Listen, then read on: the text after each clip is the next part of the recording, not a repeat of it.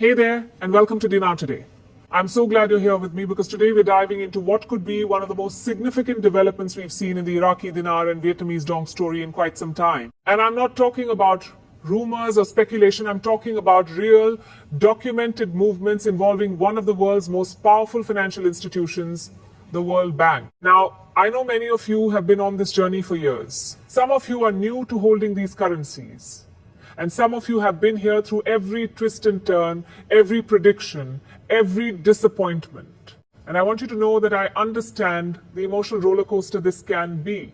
But today's news is different. Today, we're looking at official involvement from a global institution that doesn't move lightly. When the World Bank steps into the picture, it sends ripples through the entire international financial system.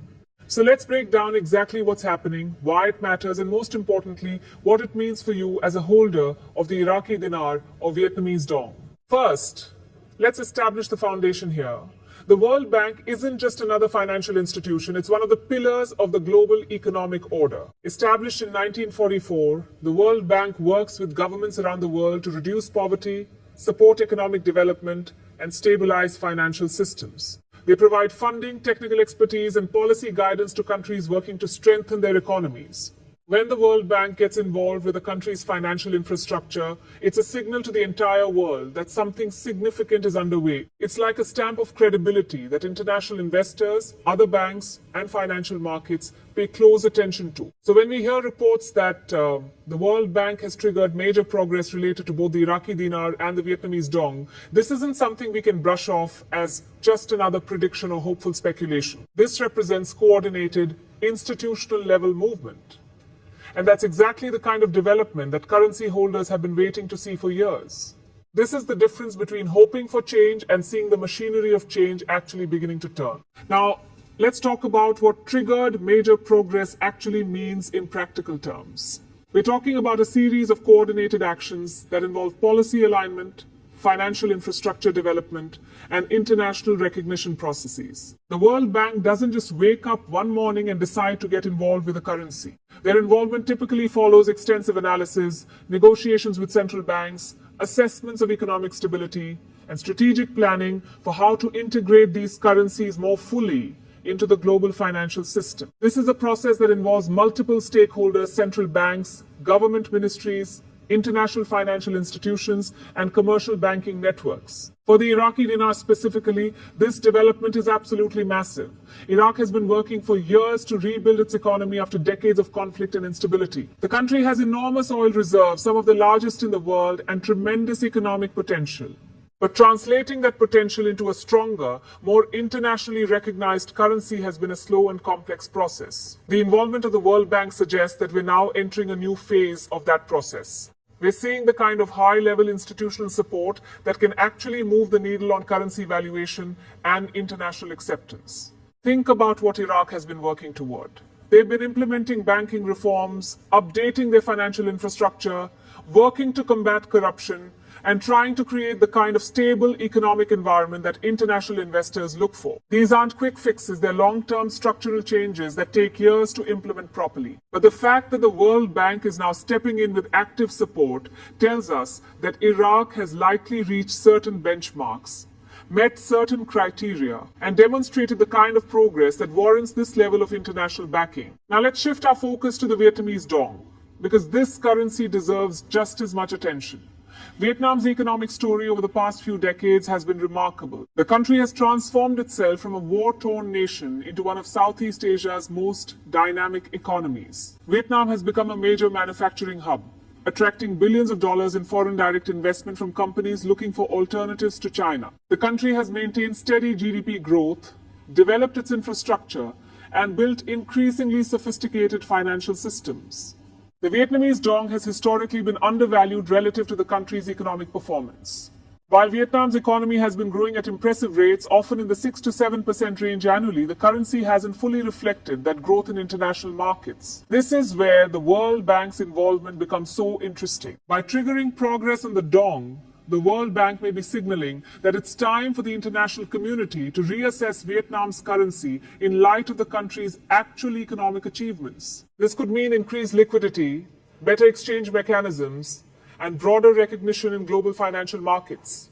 What makes this development even more significant is that we are seeing coordinated progress on both currencies simultaneously. This isn't just about Iraq or just about Vietnam, it's about both countries and their currencies receiving attention from the World Bank at the same time. That suggests a broader strategic initiative, possibly related to emerging market currency reforms or developing economic financial integration. When major institutions coordinate efforts across multiple countries, it typically signals a larger policy framework at work. Let me be clear about something important, though. When we talk about the World Bank triggering major progress, we're not talking about an overnight revaluation where you wake up tomorrow morning and the currencies have suddenly jumped to dramatically higher values. That's not how these processes work in the real world of international finance. What we're talking about is the beginning of a structured, phased process that could unfold over weeks, months, or even longer. But here's why that's actually good news. Gradual, properly supported change is far more sustainable than sudden, unsupported jumps in value. Think about it this way. If a currency suddenly doubled or tripled in value without the proper economic infrastructure and international support systems in place, what would happen? You'd likely see volatility, uncertainty, potential reversals, and a lack of confidence from international markets. But when change happens with the backing of institutions like the World Bank, with proper preparation, with coordinated banking systems ready to handle the transition, that's when you get sustainable, lasting change. That's the kind of progress that actually benefits holders in the long term. So what does this mean for you practically as a holder of these currencies? First and foremost, it means validation. If you've been holding dinars or dong for years while friends and family questioned your judgment, this is the kind of news that demonstrates you weren't chasing a fantasy. You were recognizing potential that's now being acknowledged by one of the world's premier financial institutions. The World Bank doesn't waste its time and resources on currencies and economies it doesn't see real potential in. Second, it means preparation time. Right now, before any major changes actually occur, is the time to make sure everything is in order. Do you have your currency stored securely? Are they in verified accounts with legitimate banking institutions? Do you have proper documentation of your holdings? Have you researched the procedures that will likely be required for any exchange or conversion process? These might seem like basic questions, but you'd be surprised how many holders haven't taken these fundamental steps. Now is the time to get organized. Third, it means you need to stay informed through credible channels. And this is crucial in the world of currency speculation and revaluation hopes. There's an enormous amount of misinformation floating around. You'll find YouTube channels making wild predictions, forums full of unfounded rumors, and self-proclaimed experts promising specific dates and rates that have no basis in reality. Your job as a responsible holder is to filter out the noise and focus on verified information from official sources. That means monitoring statements from the Central Bank of Iraq, following announcements from Vietnam State Bank, tracking World Bank publications, and paying attention to credible financial news sources. Let me share something important about how to evaluate information in this space. Ask yourself, is this claim coming from an official institution, or is it someone's interpretation? Is there documentation to support it, or is it based on anonymous sources? Does it align with how international finance actually works, or does it sound too good to be true? These questions will help you separate real developments from hopeful speculation. The World Bank involvement we're discussing today is significant precisely because it comes from a verifiable, authoritative source. Now, let's talk about timing, because I know this is what's on everyone's mind. When will we actually see the results of this World Bank involvement? When will the currencies move? When can holders expect to see benefits? Here's the honest answer. We don't have a specific date. And anyone who tells you they do is not being truthful with you. What we have instead is a process that's now officially in motion. Think of it like a major construction project. The World Bank involvement is like seeing the architects finalize the plans, the permits get approved, and the construction equipment arrive on site. The building isn't finished yet, but you can now see that it's really happening. These large-scale financial transitions involve multiple stages. There are policy implementations that need to happen at the central bank level. There are system upgrades that commercial banks need to complete. There are international agreements that need to be finalized. There are testing phases to ensure everything works properly.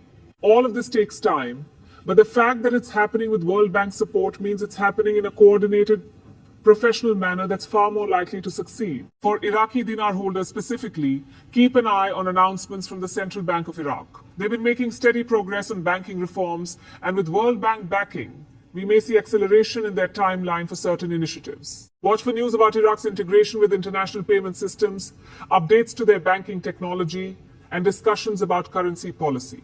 These are the kinds of indicators that will tell us how close we're getting to actual implementable changes. For Vietnamese dong holders, Vietnam's economic trajectory continues to be impressive. The country is attracting major manufacturing investments as companies diversify their supply chains. Vietnam has been signing trade agreements with countries around the world. The government has been implementing financial reforms to make the dong more convertible and accessible to international investors. The World Bank's involvement could accelerate Vietnam's integration into global financial systems and increase international confidence in the currency. Let's talk about something that doesn't get discussed enough in these conversations: risk management.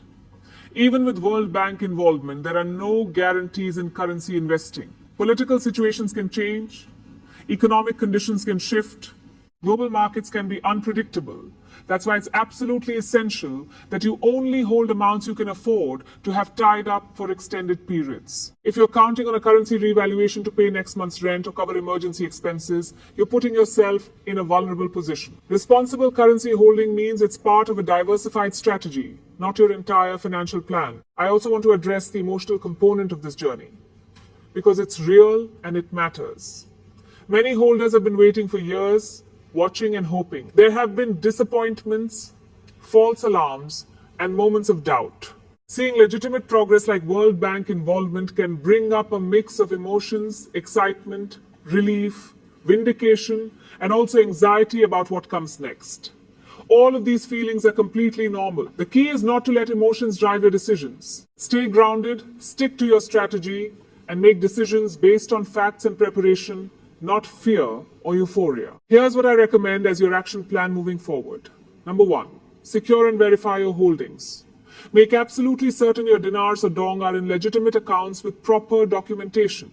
Number 2, educate yourself on the exchange process. Different banks may have different procedures, and understanding these in advance will save you stress and confusion later. Number 3, create a strategy for when changes do occur. Will you exchange immediately or wait? Will you exchange everything or hold some back? Having a plan removes the pressure of making major decisions in the moment.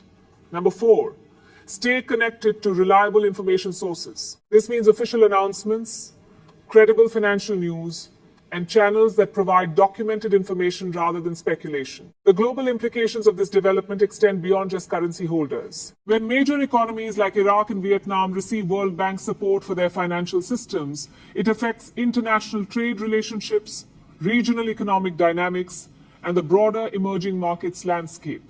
Iraq's enhanced financial stability could attract more foreign investment into reconstruction and development projects. Vietnam's stronger currency recognition could boost its already impressive manufacturing sector and increase its role in regional trade. There's also a human element to consider. For people living in Iraq and Vietnam, stronger currencies mean improved purchasing power, better access to international goods and services, and increased economic opportunity. When we talk about currency revaluation or recognition, we're not just talking about exchange rates on paper, we're talking about real impacts on real people's lives. The World Bank's involvement suggests they see potential for genuine economic improvement in these countries, which benefits everyone, not just currency holders. Let me share why institutional involvement matters so much more than rumors or predictions. The World Bank has a reputation to protect, they have stakeholders to answer to. They have professional standards and accountability mechanisms. They don't make moves based on speculation or hope. They make moves based on data, analysis, and strategic objectives. When an institution like this triggers progress on currencies, they've done their homework. They've assessed the risks. They've evaluated the economic fundamentals. They've determined that involvement is warranted based on real conditions, not wishful thinking. This is also a reminder of why patience has been such a critical virtue for currency holders. The people who will benefit most from any progress are those who held on through the quiet periods, who didn't panic sell during moments of doubt, who maintained their strategy even when there wasn't exciting news to report. Investing, whether in currencies, stocks, real estate, or anything else rewards patience and discipline far more often than it rewards impulsiveness and emotional reactions. As we move forward from this development, remember that information is power. The more you understand about how international finance works, how central banks operate, how currency mechanisms function, the better equipped you'll be to navigate whatever comes next. This isn't about having a PhD in economics, it's about understanding the basics well enough to make informed decisions and recognize credible information when you see it. One more thing I want to emphasize. Community matters, but be selective about which communities you engage with. There are forums and groups where holders support each other, share verified information, and maintain realistic perspectives. There are also spaces filled with wild speculation, conspiracy theories, and people selling courses or services based on unrealistic promises. Surround yourself with the former, not the latter. A good community helps you stay grounded, informed, and patient. The World Bank's involvement represents a turning point, but it's the beginning of a new chapter, not the end of the story. There will still be developments to watch, announcements to track, and patience required. But this is the kind of development that changes the conversation from if to how and when. That's significant progress, and it's worth recognizing as such. As I wrap up today's update, I want to leave you with this thought. You're part of a unique moment in financial history. Watching emerging market currencies potentially gain recognition and value with support from global institutions is something most people never get to experience or participate in. Whatever happens next, you've positioned yourself to potentially benefit from major economic transitions in two countries with enormous potential. That took foresight, courage, and patience. Stay informed, stay prepared, and stay patient. The World Bank's involvement is real, it's significant, and it represents genuine progress. What happens next will unfold in its own time, but the foundation is being built, and that's what matters most right now.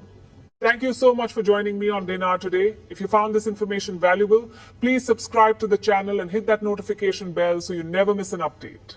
Share this video with fellow Dinar and Dong holders who deserve to know about this important development. And remember, knowledge, preparation, and patience are your greatest assets in this journey. I'll be here tracking every development and bringing you the most credible, well-researched information I can provide. Until next time, stay curious, stay informed, and keep believing in the potential you saw in these currencies. This is Dinar today, and I'll see you in the next update.